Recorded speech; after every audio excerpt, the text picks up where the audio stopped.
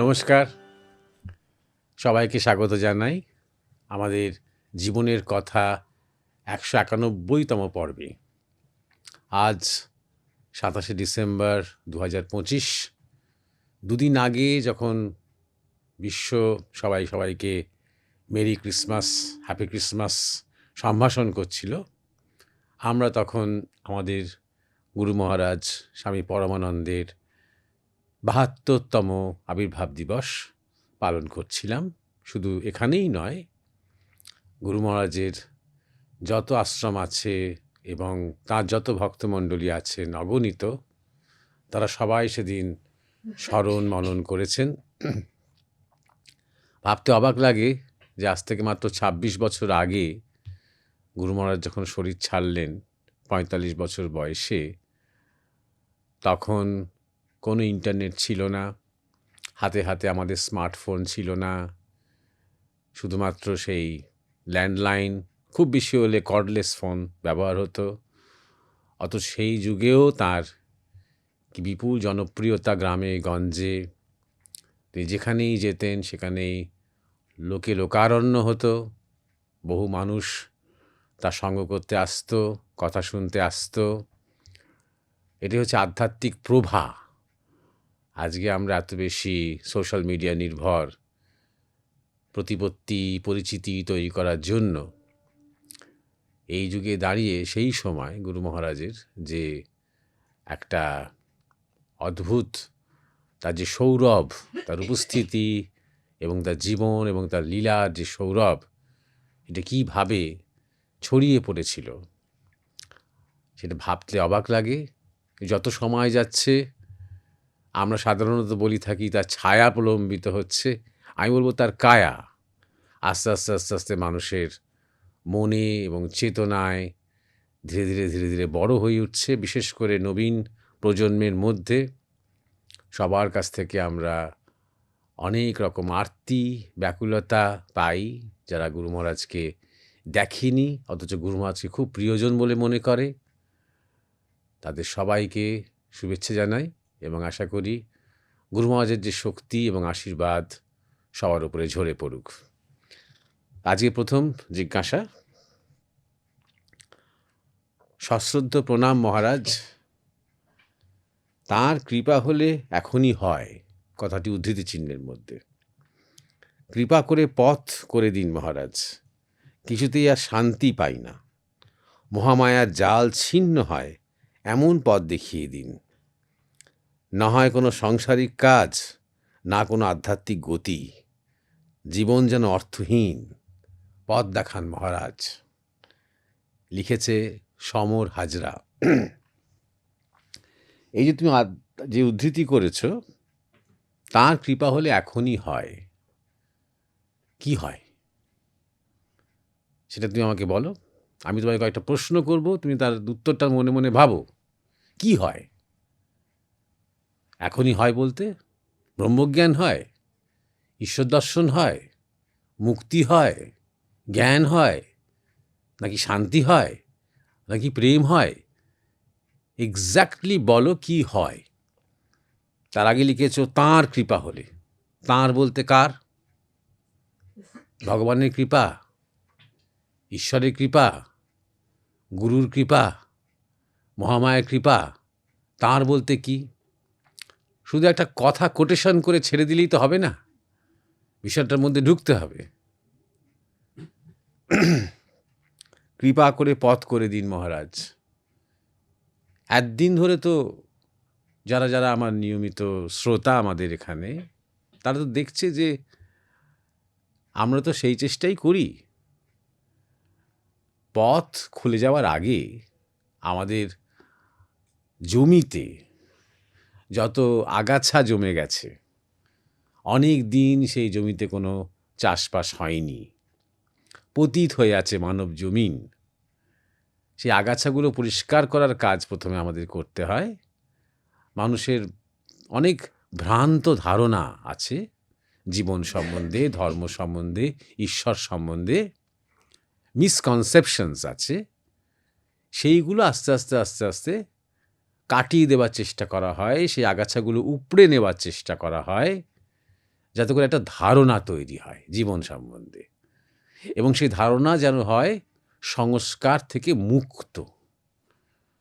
যখনই সংস্কার মুক্ত হয় চেতনা, তখনই একটা পথ বেরিয়ে যায়, আপনা আপনিই জমি তখন দেখাতে শুরু করে যে কীভাবে এই জমিতে চাষ করতে হবে আগাছাগুলো পরিষ্কার হয়ে যাওয়ার পর।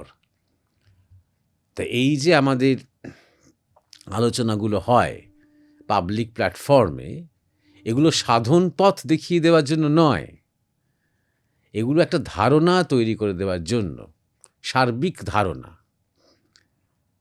যাই হোক, আমি আরেকটু এগিয়ে যাই তোমার কথা থেকে, তারপর আরও বিস্তারিত এই নিয়ে আলোচনা করব। কিছুতেই আর শান্তি পাই না, মহামায়ার জাল ছিন্ন হয় এমন পথ দেখিয়ে দিন। মহামায়ার ধরো জাল ছিন্ন হলো, তারপর কি থাকে? তুমি মহামায়ার জাল ছিন্ন ধরো করলে, সেই তুমিটা কে? তোমার এই শরীরটা, সেটা কি মহামায়া নয়? তোমার এই মনটা, তোমার বুদ্ধি, তোমার এই বিচার, তোমার এই হাহাকার, না হয় কোনো সাংসারিক কাজ, না কোনো আধ্যাত্মিক গতি। সাংসারিক কাজ কেন হয় না? অপারগতা কোথায়? দায়িত্ব নিতে ভয় পাও, বা পরিশ্রম করতে ভয় পাও, নাকি কোনো যৌন অক্ষমতা রয়েছে? ব্লান্টলি আমি একদম স্পষ্ট কথা তোমাকে জিজ্ঞাসা করছি। আর তাই জন্যই আধ্যাত্মিক গতি চাইছো? যেহেতু সংসারে তুমি ফেল করছো, তাহলে আধ্যাত্মিক গতিটাই বা হচ্ছে না কেন? জীবন যেন অর্থহীন। জীবনের অর্থ কি সেটা তো ঋষিরাও বলে গেছেন, মহাপুরুষেরাও বলে গেছেন, প্রতিদিন প্রায় একবার করে আমিও এখানে বলছি। তাহলে যেন অর্থহীন কেন মনে হচ্ছে তোমার? পথ দেখান মহারাজ। কীভাবে পথ দেখানো যায়? তুমি কিছুই করবে না, তুমি ঘরে বসে থাকবে, আর এরকম ধরনের ফোনে ইউটিউবের ভিডিও দেখে নিচে কমেন্ট বক্সে কিছু হাহাকার জানাবে, আর পথ বেরিয়ে আসবে, তাই না? এই যে তুমি কৃপা শব্দটা অনেকবার ব্যবহার করছো, আমাদের গুরু মহারাজ স্বামী পরমানন্দ বলতেন, কৃপা মানে যা করে পাওয়া। এমনি তুমি আধ্যাত্মিক জগৎটা ভুলে যাও। তুমি দেখবে যে কোনো টিচার হয়তো তার স্টুডেন্টকে বলছে, এই অঙ্কগুলো কর দেখি, যদি দেখিস চেষ্টা করছিস আর ভালো করে করতে পারছিস, তাহলে তোকে কয়েকটা টেকনিক বলে দেবো, যাতে করে সহজেই এই অঙ্কগুলো সলভ করা যায়। তার মানে কি? তুমি আগে পুরুষকার দেখাও, তুমি দেখাও যে তুমি আগ্রহী এবং তুমি পরিশ্রম করছো, চেষ্টা করছো।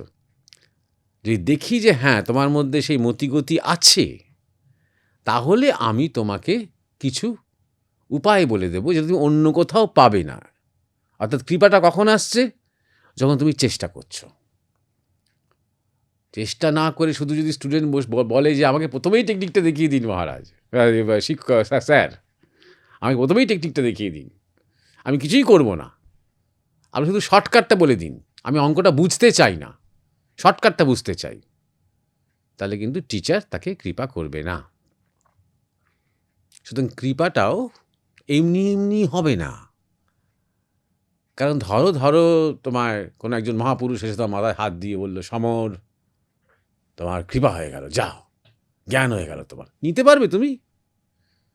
তোমার মধ্যে এখনও এত অজ্ঞানতা, এখনও এত অপারগতা, সমর নাম নিয়ে কোনো সমরের কোনো কলাই দেখতে পাচ্ছি না, যে যুদ্ধ করব, সংগ্রাম করব, লড়বো, এরকম ধরনের কিছুই দেখতে পাচ্ছি না। স্যারেন্ডার করে দিয়ে আমায় কৃপা করো বলছো তুমি। এই স্যারেন্ডারটাও টোটাল স্যারেন্ডার নয়, মহামায়া জাল ছিন্ন হবে এমন স্যারেন্ডার। কৃপা মানে হচ্ছে তুমি করে পাওয়া, তোমার করতে হবে, আত্মকৃপা আগে দরকার, তারপরে সাধুগুরুর কৃপা হবে, তারপরে ঈশ্বর কৃপা হবে। আত্মকৃপা দরকার। অর্থাৎ তুমি যেমনই হোক না কেন, নিজে কিছু একটা চেষ্টা করছো। এই যে আধ্যাত্মিক গতি বলছো, গতি কখন আসবে?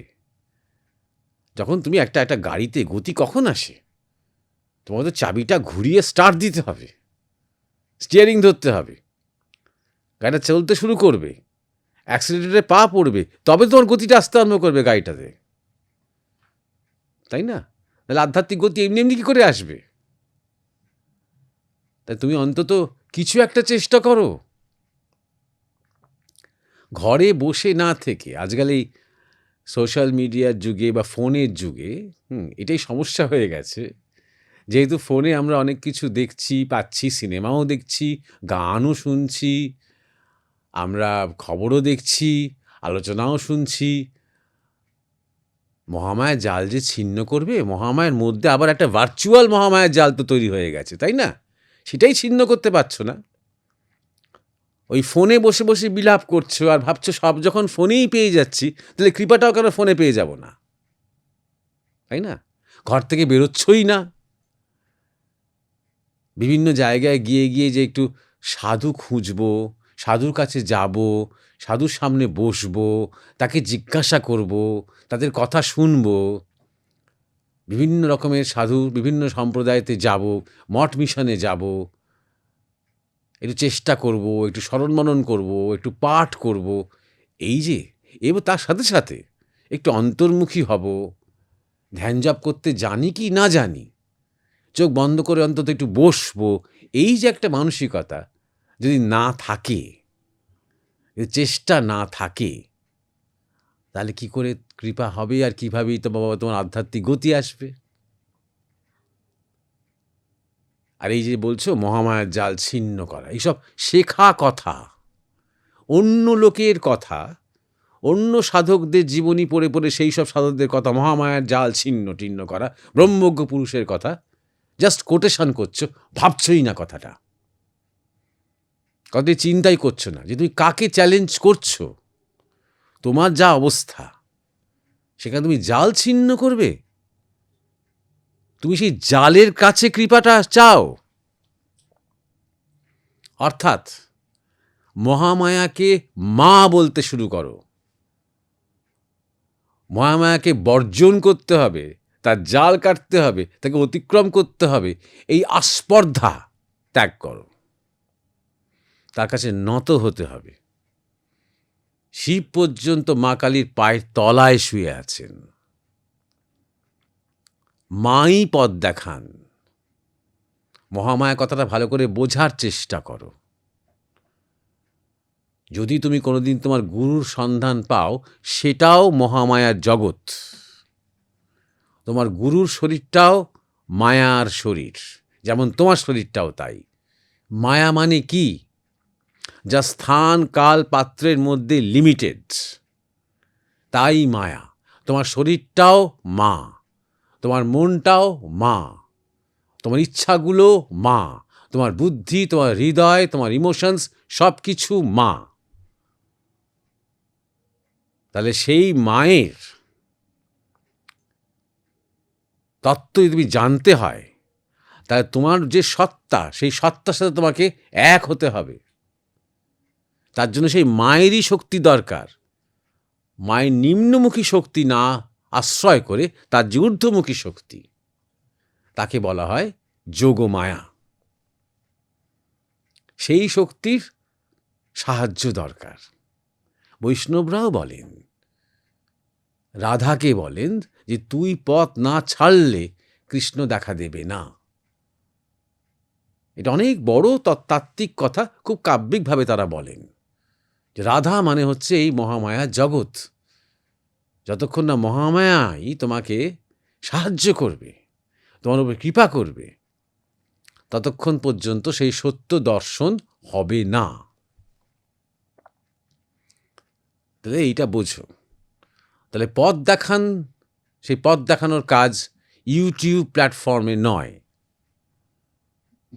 পথ কীভাবে আসবে? শান্তির কথা বলছো, শান্তি কীভাবে আসবে? যখন তুমি তোমার আধ্যাত্মিক স্বভাব অনুযায়ী চলতে শুরু করবে, অর্থাৎ তুমি ঈশ্বরের পথে এগোবে তোমার যে স্বভাব, সেই স্বভাব অনুযায়ী। সেই শান্তি কোথায় আছে? তোমার মধ্যে আছে। পরিস্থিতির পরিবেশের মধ্যে নয়। আমাদের মধ্যে শান্তির সম্ভাবনা রয়েছে। সেই সম্ভাবনা জাগে যখন আমরা স্বভাব অনুযায়ী চলি। স্বভাবে চললে শান্তি, আর স্বরূপে পৌঁছলে আনন্দ। সবটাই অন্তর্জগতের ব্যাপার।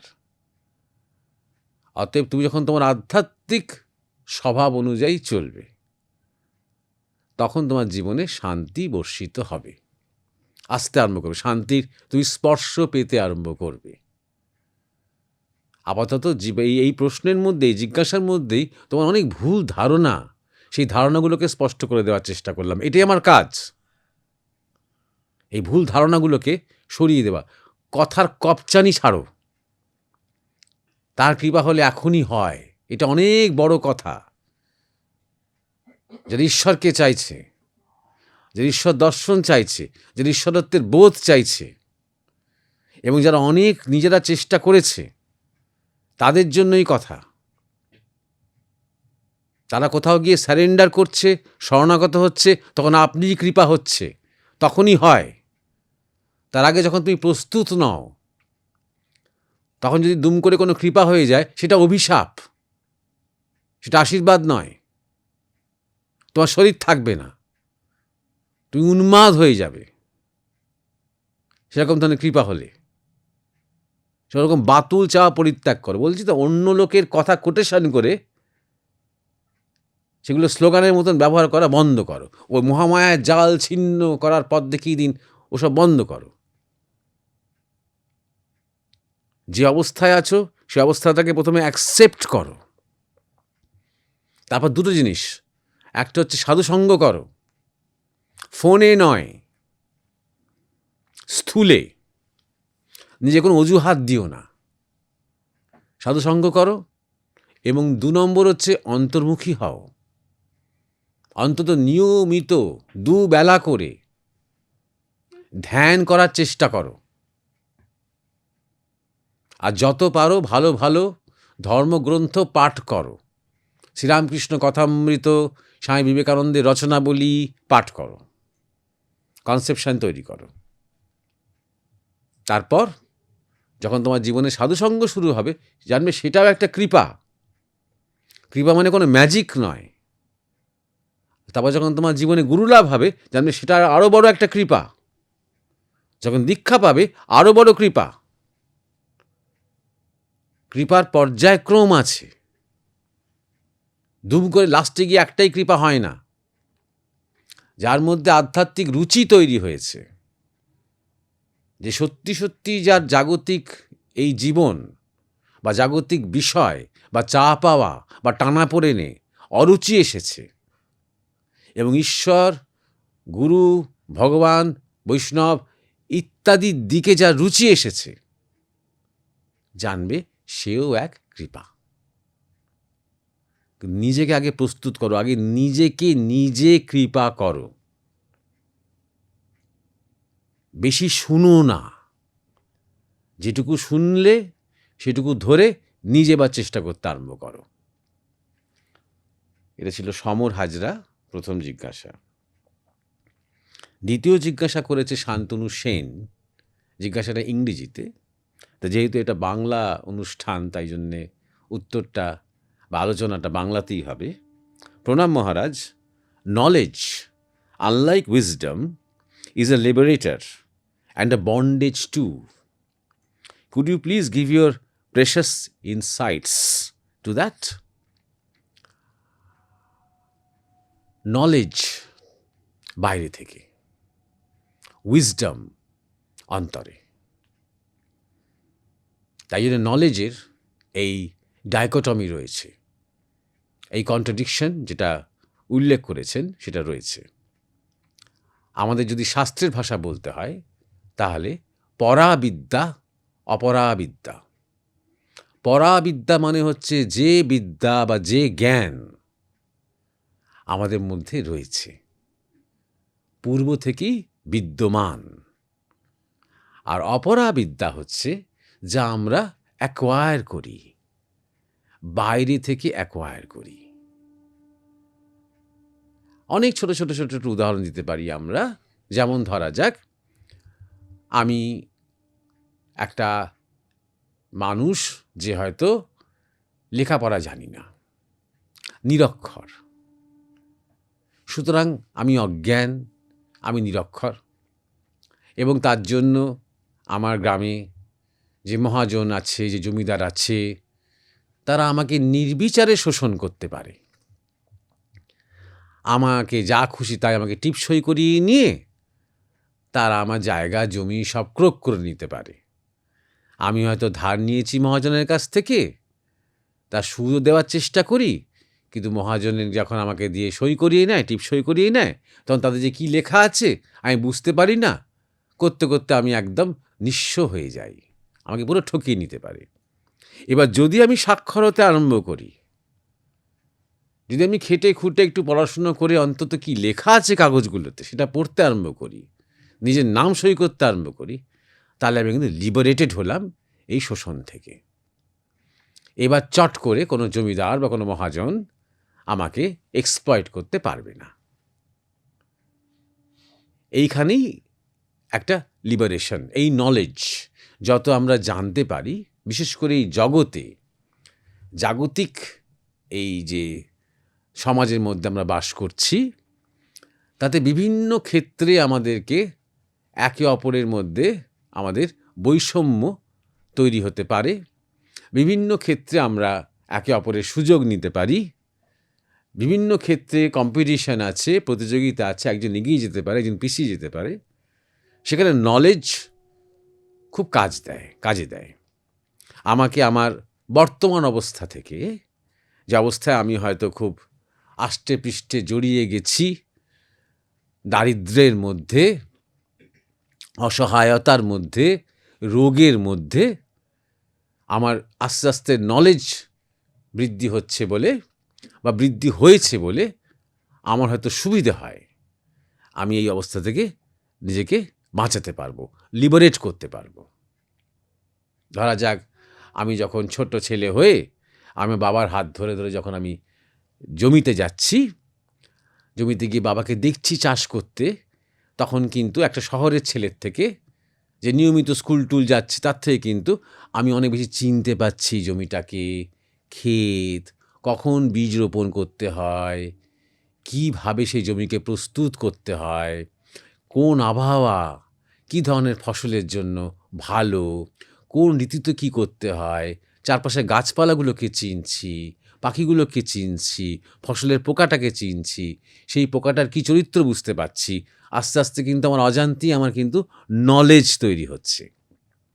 এবং আগামীতে যদি আমি চাষবাস করি, তাই ছোটোবেলা থেকে এই যে নলেজটা, যেটা বাইরে থেকে অ্যাকোয়ার করেছি, সেই নলেজটা কিন্তু আমাকে সাহায্য করছে বাবা যতদূর করতে পেরেছে তার চেয়ে আরও বেশি কিছু করার জন্য। এইভাবে আমাদের বাইরে থেকে অনেক কিছু, এরকম বিভিন্ন উদাহরণ আমরা, সঙ্গীত চর্চাই হোক বা অন্য কোনো বিশেষ স্কিল ডেভেলপমেন্টই হোক, আমরা যা কিছু বাইরে থেকে শিখছি, জানছি, বিদ্যাই হোক, জ্ঞানই হোক, বাইরে থেকে অ্যাকোয়ার করা, এগুলো হচ্ছে নলেজ। এবার এই নলেজের যে বন্ডেজ যেটা আপনি বলছেন, সেই বন্ডেজটা আসে কোত্থেকে? অহংকার থেকে। যখন এই নলেজটা আমার উপাধি হয়ে যায়, অর্থাৎ আমি কোয়ালিফাইড, আমি অমুক সাবজেক্টে পিএইচডি করা, আমার সাথে ভাই তর্ক করতে এসো না, আমি তোমার পয়েন্ট অফ ভিউ শুনবই না, তুমি কতদূর বা জানো, আমি এটা নিয়ে পিএইচডি করা। এই যে একটা উপাধি যখন এসে যাচ্ছে, এটা আমার আত্মপরিচয় না হয়ে আমার বাহ্যিক পরিচয়ের একটা আভরণ হয়ে যাচ্ছে, অলংকার হয়ে যাচ্ছে, আর ওটা আমি বহন করে যাচ্ছি যখন, তখনই সেই নলেজটা আর আমার লিবারেটর হয়ে থাকছে না, আমার বন্ডেজ হয়ে যাচ্ছে, আমার বন্ধন হয়ে যাচ্ছে। বন্ধনটা কিন্তু মনের, ওটা কিন্তু নলেজের দোষ নয়। আমার কাছে 10,000 টাকা আছে এবং 10,000 টাকা নিয়ে যদি আমার খুব লোভ থাকে, আমি যদি খুব ওটাকে আঁকড়ে থাকি, একটা পয়সা আমি কাউকে দেবো না, এটা কিন্তু ওই 10,000 টাকাটা যে রয়েছে ফিজিক্যালি, তার দোষ নয়, সেটা জাস্ট কাগজের টুকরো কিছু মাত্র। কিন্তু ওই টাকাটাকে যে আমি যে ভ্যালুটা দিচ্ছি এবং আমি যে আইডেন্টিফাই করছি, টাকাটার সাথে যে আমি নিজের সমস্ত কিছুকে জড়িয়ে ফেলছি, এটা আমার সমস্যা, এটা আমার দুর্বলতা। নলেজের ক্ষেত্রেও তাই। যদি নলেজের মধ্যে আমরা আটকে যাই এবং সেটাই যদি আমাদের পরিচয়ের মূল জায়গা হয়ে ওঠে, আমি যদি আসল আত্মপরিচয় না খুঁজে, আমি আসলে কে না খুঁজে, যদি নলেজের মধ্যেই কনস্ট্যান্টলি আমি ঘা মেরে যাই, সেটা কি নিজের বলে, ভেতরে ভেতরে কিন্তু আমি জানি যে এটাকে আমি ঠিক ক্যারি করতে পারবো না। অর্থাৎ মৃত্যুকালীন যখন ক্রাইসিসটা আসবে, তখন এই নলেজ আমার কোনো কাজেই লাগবে না। এমনকি যদি আমার চিকিৎসা জ্ঞানও থাকে, ডাক্তারির নলেজও থাকে, সেটাও কোনো কাজে লাগবে না। যদি আমার আত্মজ্ঞান থাকে, তাহলে কিন্তু মৃত্যুর সামনে আমি হাসি মুখে, সাহসের সাথে, প্রসন্ন চিত্তে মুখোমুখি হতে পারবো, তার সাথে লড়াই না করে, কারণ নিজেকে জেনেছি। এবার ধরা যাক এই আত্মজ্ঞান, উইজডম, এই উইজডম আমরা অ্যাকোয়ার করি না। যে জ্ঞান, যেটা আত্মজ্ঞান, সে আত্মজ্ঞান আমরা নিয়েই আছি, বরং আমরা যে অজ্ঞানতা, সেটাকেই অ্যাকোয়ার করি। প্রথমেই নাম দেয়া হলো, প্রথমেই রূপ এলো, পরিচয় আসতে আরম্ভ করলো, আমার ভাষা, আমার পরিবার, আমার বংশ, আমার শিক্ষাগত যোগ্যতা, আমার পারদর্শিতা, আমার খেলাধুলো, আমার পাড়া প্রতিবেশী, এই যত আমি অ্যাকোয়ার করছি বাইরে থেকে, তত আস্তে আস্তে আস্তে আস্তে আস্তে আমার মধ্যে যে ব্রহ্মচেতনা, সেটা ধীরে ধীরে ধীরে ধীরে ম্লান হচ্ছে। সেটা আসলে ম্লান হচ্ছে না, তার চারপাশে মেঘ জমতে আরম্ভ করছে। সুতরাং বেশিরভাগ সময় বাইরে থেকে অনেক কিছু অজ্ঞানতা বা উপাধি আমরা অ্যাকোয়ার করছি, দ্রৌপদীর শাড়ির মতন একের পর এক পরতে পরতে পরতে পরতে পরতে পরতে আমরা অ্যাকোয়ার করছি। করতে করতে করতে করতে আমরা ভুলে যাচ্ছি। আমরা কখনো নলেজ অ্যাকোয়ার করছি, কখনো পরিচয় অ্যাকোয়ার করছি, কখনো সংস্কার অ্যাকোয়ার করছি, কখনো অনেক পক্ষপাতিত্ব অ্যাকোয়ার করছি। আমি কোন মতাদর্শে বিশ্বাসী, আমি কোনটা পছন্দ করি, কোনটা খাই, কোনটা খাই না, একের পর এক আমরা অ্যাকোয়ার করে যাচ্ছি। আর যত করছি, যত এটার সাথে আমি এবং আমার জুড়ছি, তত আমি আসলে কে, সেখান থেকে আমরা দূরে সরে যাচ্ছি। তাই জন্যে উইজডম কোনো লিবারেটরও নয়, কোনো বন্ডেজও নয়। উইজডম, জ্ঞান স্বপ্রকাশ। এইবার সেই জ্ঞানের যে সম্ভাবনা, অন্তর্জ্ঞানের, আত্মজ্ঞানের, ব্রহ্মজ্ঞানের যে সম্ভাবনা, সেই সম্ভাবনাকে উস্কে দেন বাইরে থেকে কেউ। তিনি গুরু হতে পারেন, তিনি কোনো মহাপুরুষ হতে পারেন, তিনি শাস্ত্র হতে পারেন, তিনি আমার অভিজ্ঞতার একটা চৌকাঠ হতে পারেন। যখন আমি জাগতিক জীবন যাপন করতে করতে একটা পর্যায়ে এসে বুঝতে পারছি যে আমি শান্তি, আনন্দ, পূর্ণতা কিছুই পাচ্ছি না, আমার মধ্যে একটা অতৃপ্তি এবং হাহাকার এবং তৃষ্ণা রয়ে যাচ্ছে, তখন আমার যে মন অন্তরের দিকে ঢুকতে চাইছে, এটাও কিন্তু এটা বাইরে থেকে একটা উস্কানি। আমার বাইরের অভিজ্ঞতার মধ্যে ইন্দ্রিয়জ যে নিজের সুখ চরিতার্থ করার যে বৃত্তি, তার মধ্যে যে আমার তৃপ্তি হলো না, তার থেকে আমার ভেতরে একটা চেতনা জাগতে আরম্ভ করলো, অন্যভাবে খুঁজতে হবে জীবনের মানে। তাই এই যে জ্ঞান, উইজডম, এই উইজডমটা ভেতরে রয়েইছে। এটা তো অহংকার তৈরি করে না বটেই, বরং নাশ করতে শুরু করে। আস্তে আস্তে আস্তে আস্তে আমাদের জাগতিক অহংটা অন্তত চলে যেতে শুরু করে। মানে আমার কি সুন্দর রূপ, আমার পরিবার কত ভালো, আমার ছেলে কত সফল, আমি কত জীবনে, আমার কত প্রতিপত্তি, আমি কত জনপ্রিয়, এই সমস্ত বৃত্তিগুলো ধীরে ধীরে ধীরে ধীরে ঈশ্বর চিন্তায় নিবেদিত হতে আরম্ভ করে। এগুলো কিছুই নয়, এগুলো কোনোই মূল্য নেই, এগুলো সব তাঁরই দেওয়া, এগুলো অভিজ্ঞতা, এই অভিজ্ঞতার মধ্যে দিয়ে আমার সাধনা হচ্ছে, নিজের মধ্যে রূপান্তর হচ্ছে, ট্রান্সফরমেশন হচ্ছে, একটা বিবর্তন হচ্ছে, এই ভাবটা তৈরি হতে আরম্ভ করে এবং ধীরে ধীরে ধীরে ধীরে আমার অহং সমর্পিত হতে আরম্ভ করে। প্রাথমিকভাবে হয়তো কোনো আধ্যাত্মিক অহং তার মধ্যে তৈরি হতে পারে, সে কাঁটা দিয়ে কাঁটা তোলার মতন,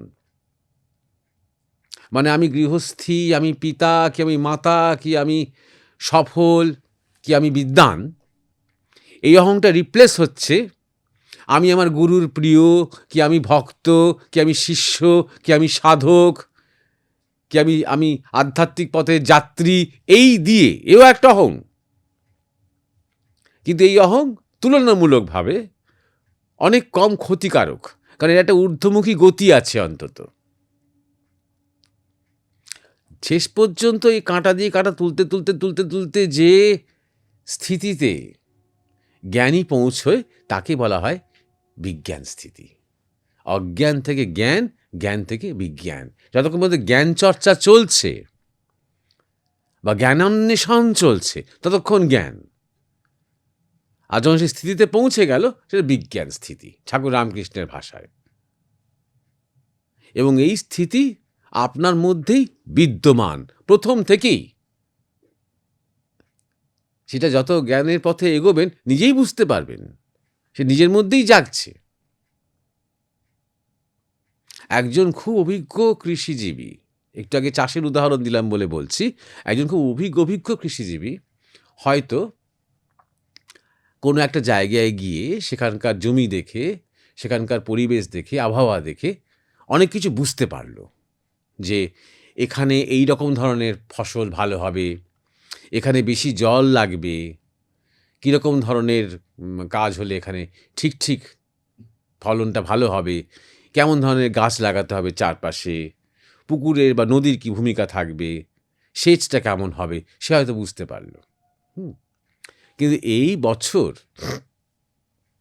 যতই চেষ্টা করো না কেন, সেটা ফসলটা ভালো হবে কি মন্দ হবে বা কেমন হবে, সেটা কিন্তু একজন মহাপুরুষ বলতে পারবেন। সেটা কোনো কৃষি বিজ্ঞান দিয়ে নয়, কাল বিজ্ঞান দিয়ে। এবং সে কাল বিজ্ঞানটা তার মধ্যেই বর্তমান। এইটা হচ্ছে নলেজ এবং উইজডমের মধ্যে পার্থক্য। এবং তিনি হয়তো এই কৃষির ব্যাপারেই আরও অনেক ডিপে বলতে পারবে, যেখানে কিন্তু কৃষিজীবী পৌঁছাতে পারবে না। একজন কৃষি বিজ্ঞানীও হয়তো সেই জায়গাতে পৌঁছাতে পারবে না, কারণ তিনি আরও গভীর জ্ঞান থেকে, সেই তত্ত্বজ্ঞান থেকে উত্থিত যে চেতনা, সেখান থেকে তিনি কৃষিকে দেখছেন। ওই পার্টিকুলার জায়গাটা, ওই পার্টিকুলার ভূমিকাটা, ওই পার্টিকুলার তার যে জায়গাটার যে ইতিহাস, তার যে বর্তমান এবং তার যে ভাবি আগামী, সবটা তিনি দেখছেন তার ত্রিকাল দৃষ্টি দিয়ে তিনি দেখছেন। এইটাই হচ্ছে উইজডম এবং নলেজের পার্থক্য। এবং উইজডমের মধ্যে এই কন্ট্রাডিকশনটা নেই বলাই বাহুল্য, যে লিবারেটর বা বন্ডেজ কোনোটাই নেই। লিবারেশনের দিকে যখন মানুষ এগোয় তখন আস্তে আস্তে তার মধ্যে জ্ঞান আসতে আরম্ভ করে। যত জ্ঞান প্রকৃত যখন মানুষের মধ্যে জ্ঞান জাগতে শুরু করে, তত বরং সে আরও বিনম্র হয়ে যায়। কারণ ঈশ্বরের যে মহামাধুর্য, ঈশ্বরের যে বিশাল ঐশ্বর্য, তার একটা ছোঁয়া, নৈসর্গিক ছোঁয়া সে পেতে আরম্ভ করে। তখন যে দেখে যে তার এই ব্যক্তিগত তার জীবন সম্পূর্ণভাবে এক মহতের ইচ্ছায় পরিচালিত। তাই জন্য তখন আর তার মধ্যে বন্ডেজ তৈরি হওয়ার কোনো প্রশ্নই ওঠে না, বরং সমস্ত বন্ধন তখন আপনি ছিন্ন হতে আরম্ভ করে বললে ভুল হবে। ছিন্ন হওয়ার মধ্যে একটা ভায়োলেন্স আছে, শিথিল হতে আরম্ভ করে। ছিন্ন মানে কেউ ঘ্যাঁচ করে কাটছে না, সেরকম ধরনের একটা ভয়ঙ্কর কোনো একটা ভায়োলেন্স সেখানে কিছু নেই। আপনিই শিথিল হয়ে যাচ্ছে। এই মহামায়ার জগৎ আস্তে আস্তে আস্তে আস্তে তাকে ছেড়ে দিচ্ছে, তার অপার্থিব মুক্তির দরজাটা তার জন্য খুলে দিচ্ছে। এই হচ্ছে পার্থক্য, নলেজ এবং wisdom. Knowledge from outside, wisdom is what is ingrained inside. প্রথম থেকেই আগাগোড়া সবার মধ্যেই আছে। পশু পাখি সবার মধ্যেই রয়েছে। পশু পাখির মধ্যে রিয়েলাইজ করার সম্ভাবনাটা নেই।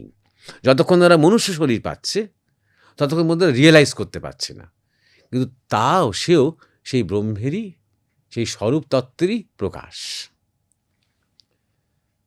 এরপরে যে তৃতীয় জিজ্ঞাসা করেছে, শেষ জিজ্ঞাসা আজকে, নন্দিতা চ্যাটার্জি। আপনি বলছেন এই পর্বেও, মানে আপনি কোনো একটা পর্ব থেকে আলোচনা শুনে বলছেন এই পর্বেও অনেক যে অস্পষ্টতা চলে যায় আপনার আলোচনা শুনে, তার ব্যতিক্রম হয়নি।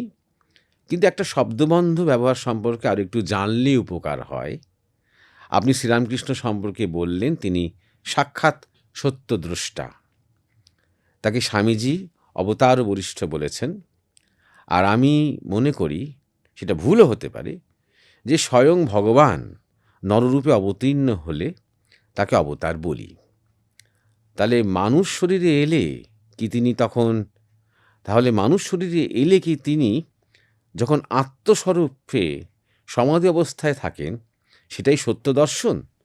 যদি সম্ভব হয় আলোকিত করবেন। সত্য দর্শন যদি আমরা শব্দের গভীরে যাই তাহলে এর মধ্যে কন্ট্রাডিকশন আছে। সত্যকে যে দর্শন করছেন তাহলে তিনি কি, তাই না? তো শব্দের কন্ট্রাডিকশন থাকার একটা সদর্থক ভূমিকা হচ্ছে যে কোথাও গিয়ে আমাদের বুঝতে হবে যে শব্দ দিয়ে সবটুকু ব্যক্ত করা যায় না। যা কিছু আমরা বলি ইঙ্গিত মাত্র করি। ঈশ্বর দর্শন, যদি আমরা বলি যে কারোর একটা ঈশ্বর দর্শন হলো, তাহলে যা দর্শিত হলো তিনি যদি ঈশ্বর হন, যিনি দর্শন করলেন তিনি তাহলে কে? এরকম ধরনের কন্ট্রাডিকশন চলে আসে। তাই না ঠাকুর রামকৃষ্ণ বলতেন বোধে বোধ। সুতরাং সচ্চিদানন্দ সাগরে যখন সমাধি অবস্থায় ধরে নিচ্ছি ঠাকুর যখন লীন হলেন, তখন কে আর কাকে দর্শন করে, তাই না? সমাধি অবস্থায় তো আর কিছু ডুয়ালিটি থাকে না।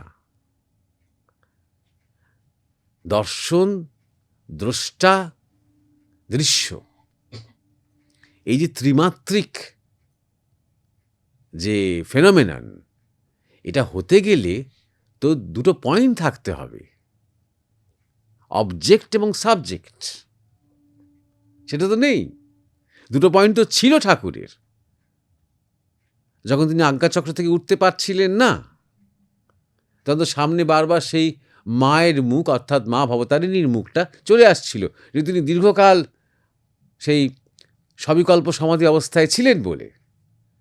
তখন বরং বলা যেতে পারে মাতৃরূপ দর্শন বা ইষ্ট দর্শন। কিন্তু তারপর যখন তিনি জ্ঞান খড়গ দিয়ে কাটলেন, কেটে যখন একদম নির্বিকল্পতে বিলীন হলেন, তখন আর কি দর্শন? তাহলে কি বলা যাবে? যদি আমরা যতটা সম্ভব শব্দ দিয়ে বলার চেষ্টা করি, তিনি স্বয়ং তখন সত্য। এবার যখন সত্যদ্রষ্টা কথাটা আমরা বলছি, যখন আমরা ব্যবহার করছি, সেটা আরেকটু জাগতিক অর্থে, সমাধি অর্থে নয়। ঠাকুর কোনোদিন মিথ্যার আশ্রয় নেননি, কোনোদিন ছলনার আশ্রয়ও নেননি। ছোটবেলা থেকে প্রচুর অভিনয় করেছেন, পেছনে লেগেছেন, মজা করেছেন, ঠাট্টা করেছেন, কিন্তু মিথ্যা কথা বলেননি। আমরা ঠাট্টা করে মাঝে মাঝে মিথ্যা কথা বলি, উনি বলেননি, বলতে পারতেন না। এতটাই যে তিনি যখন মায়ের কাছে প্রার্থনা করতেন, আমাকে শুদ্ধা ভক্তি দে মা বলে, তখন বলতেন আমার পাপ পুণ্য, আমার ভালো মন্দ, আমার ঠিক বেঠিক, আমার ভক্তি অভক্তি সব নে, কিন্তু বলতে পারতেন না আমার সত্য মিথ্যাও তুই নে। এতটাই তার সত্যের প্রতি আঁট। এরকম তার সত্যের প্রতি যে আঁট এবং সত্য সম্বন্ধে তার যে শ্রদ্ধা, তার বহু উদাহরণ আছে, আপনি সেটা জানেন। তাই না, আমি সেগুলোকে আর বেশি প্রলম্বিত করব না। নরেন্দ্রনাথ দত্তকে যে ভালোবাসতেন, স্নেহ করতেন, তার পেছনে একটা বিরাট গভীর শ্রদ্ধা ছিল নরেনের প্রতি, যে আমাদের নরেন কখনো মিথ্যে কথা বলে না। এই যে নরেনের যে সত্যের প্রতি অনুরাগ, সত্যের প্রতি নিষ্ঠা, এ ঠাকুর রামকৃষ্ণ এতটাই শ্রদ্ধা করতেন, তাই না, চোখ বন্ধ করে নরেনের সব কথা তিনি বিশ্বাস করতেন। এই সত্যের প্রতি তার নিজের এই দায়বদ্ধতা, তিনি যে বারবার বলতেন সত্য হচ্ছে কলির তপস্যা। এই যে যুগ, যে যুগ অন্নগত প্রাণের যুগ, অর্থাৎ কলিযুগ বলতে বলা যেতে পারে অন্নগত প্রাণের যুগ, সেখানে ধ্যান জপ যতই আমরা চেষ্টা করি না কেন, সবচেয়ে বড় তপস্যা হচ্ছে যদি তারই মধ্যে হাজার প্রতিকূলতা সত্ত্বেও যদি কেউ তার সত্যকে ধরে রাখে, তাহলে সে সেই সত্যকে জানতে পারে। ঠাকুরের ক্ষেত্রে আমরা দেখেছি যে তার সামনে আসতেন তার সব কিছু তিনি বুঝতে পারতেন, তার পূর্বজন্ম, তার সম্ভাবনা, এটাই তার শেষ জন্ম কি না, আগামীতে নরেনকে কি দিয়ে কি হবে, আগামীতে রাখালকে দিয়ে কি হবে, মাস্টার মশাইকে দিয়ে কি হবে, সবাই যে সব কিছু তিনি বুঝতে পারতেন, দেখতে পারতেন। এখানেই সত্যদ্রষ্টা কথাটার ভূমিকা। তিনি প্রত্যেকে সামনে যে জগৎ তার আছে, সেই জগতের সত্যটা তিনি নিরীক্ষণ করতেন। এমনকি রাস্তায় দুটো কুকুরকে রমণ লিপ্ত অবস্থায় দেখেও তার চেতনা সমাধিতে চলে যেত, কারণ এই রমণের মধ্যে তিনি আদিতে সেই পুরুষ ও প্রকৃতির মিলনের মধ্যে দিয়ে যে এই জগৎ সৃষ্টি হচ্ছে, সেই সত্য প্রত্যক্ষ করছেন তিনি। এই অর্থেই বলেছি সত্যদ্রষ্টা। তার সামনে যে অবজেক্টগুলো আসছে তার অন্তঃস্থলে, তার মর্মে গিয়ে সেই সত্য, কারণ আমরা দেখতে পাচ্ছি কার্যের পেছনে কারণ, সেই কারণটা তিনি দেখতে পাচ্ছেন। তিনি স্বয়ং এমনই সত্যে বিরাজ করেন, তিনি স্বয়ং সত্য। তিনি সত্য দ্রষ্টা বললে কম বলা হবে, তিনি স্বয়ং সত্য। যে যা কিছু তার সামনে আসছে, কিছু সেজে আসছে, কোনো শরীর আসছে, কোনো ভঙ্গি আসছে, কোনো ভাব আসছে, যখনই কেউ সাধুর কাছে আসে বা মহাপুরুষের কাছে আসে, খুব বিনীত হয়ে আসে, খুব ভক্ত হয়ে আসে, কিন্তু তিনি পেনিট্রেট করছেন সহজ সরল শিশুর মতন দৃষ্টিতে, খুব ক্রিটিক্যাল দৃষ্টিতে নয়, কিন্তু তিনি পেনিট্রেট করে আপাদ মস্তক তার জীবনের মূল যে জায়গাটা সেটাকে ধরতে পারছেন। এই অর্থে তাকে বলেছি সত্যদ্রষ্টা। স্বামীজি যে অর্থাবতার বরিষ্ঠায় বলেছেন, সেটা হচ্ছে স্বামীজি বলেছেন মানে ওটা যে সবার কাছে সার্টিফিকেট তা কিন্তু নয়, এটা স্বামীজির কথা। এবং আমরা যারা ঠাকুর রামকৃষ্ণ, মা শারদা, স্বামী বিবেকানন্দের অনুরাগী, এটা আমাদেরও কথা, যে আমরা যুগে যুগে যুগে যুগে একটা বিবর্তন দেখি তো, তাই না? আমরা এখনও তো দেখি যে শ্রীরামচন্দ্র বড় না শিব বড় না শ্রীকৃষ্ণ বড় নিয়ে সম্প্রদায়গুলো ঝগড়া করে মরে, কিন্তু আমরা যারা ঠাকুরের ভক্ত আমাদের কোনো সমস্যা হয় না। কেন বলুন তো? কারণ আমরা ঠাকুর রামকৃষ্ণের মধ্যেই এই সবাইকে পাই, তাই জন্যে। শ্রীরামচন্দ্রই বলুন, শ্রীকৃষ্ণই বলুন, ভগবান বুদ্ধই বলুন, চৈতন্যদেবী বলুন, যিশুই বলুন, যারা যারা আগে আগে হয়ে গেছেন, লীলা হয়ে গেছে, তাদের সবাইকে আমরা আপডেটেড ভার্সনে আমরা শ্রীরামকৃষ্ণের মধ্যে পাই। ঠিক এইটাই স্বামীজি বলতে চেয়েছেন অবতার বরিষ্ঠায়, যে আমাদের আর পিছনে ফেরত যাওয়ার দরকার নেই। তাদের সমস্ত রেফারেন্স পয়েন্টসগুলো, তাদের মূল মূল জায়গাগুলো আমরা ঠাকুরের মধ্যে পেয়ে যাচ্ছি। এটা স্বামীজির কথা, এটা আমাদের মতন সাধারণ যারা অনুরাগী তাদের কথা। এটা সবাইকে মানতে হবে তার কোনো মানে নেই। এবং আপনি যে মনে করেন যে তিনি একজন মানে স্বয়ং ভগবান নরলীলা ধারণ করেছেন, অবশ্যই, কিন্তু আরেকজন যদি মনে করে তার গুরুদেব স্বয়ং ভগবান, অ্যালাউড, এটাই আমাদের ভারতবর্ষের সংস্কৃতি। অবশ্যই আপনার সাথে যে সবাই একমত হবে তার কোনো মানে নেই, কিন্তু আপনার মনে হওয়াটা সঠিক, আপনার মনে হওয়াটা সঠিক এবং আপনার জন্য সেটা ভালো। এবার সেই মনে হওয়াটাকে কাজে লাগাতে হবে। শুধু মনে হলো, মনে হওয়ার পর আমরা শুধু কর্তা ভাজা হয়ে রইলাম, তা না করে যাকে এত আধুনিক যুগে আমরা এইভাবে পেয়েছি, সাক্ষাৎ ভগবান, তিনি নররূপ ধারণ করে লীলা করে গেছেন মানুষের মধ্যে, একদম কলকাতার কাছেই বাঙালির একটা বিরাট সম্পদ, তাকে থেকেই শুরু হয়ে গেল আমাদের রেনেসাঁ, এবং সেই রামকৃষ্ণের যুগ এখন চলছে। শুধু আমরা ধন্য। অতএব সেই রামকৃষ্ণের শক্তি কাজে লাগিয়ে কি করে আমরা এবার আমাদের উত্তরণের পথে আরও এগিয়ে যাব, সেই শক্তি সঞ্চার করব, এটাই আমাদের কাজ। সুতরাং এই শব্দে পড়ে থাকাটা খুব একটা গুরুত্বপূর্ণ নয়। কথা প্রসঙ্গে এক একটা শব্দ চলে আসে, এবং শব্দের যেমন একটা দিশারির ভূমিকা আছে, তেমনই শব্দের একটা কিন্তু কি বলবো, একটা লিমিটেশন আছে। কোথাও গিয়ে কথা শেষ হবে, তারপরে অনুভূতি শুরু হবে। কোথাও গিয়ে অনুভূতিও লয় হবে, বোধ জাগতে আরম্ভ করবে। সুতরাং যা কিছু শ্রুত, সেখান থেকে আস্তে আস্তে আমরা অশ্রুত ধ্বনির দিকে যাব।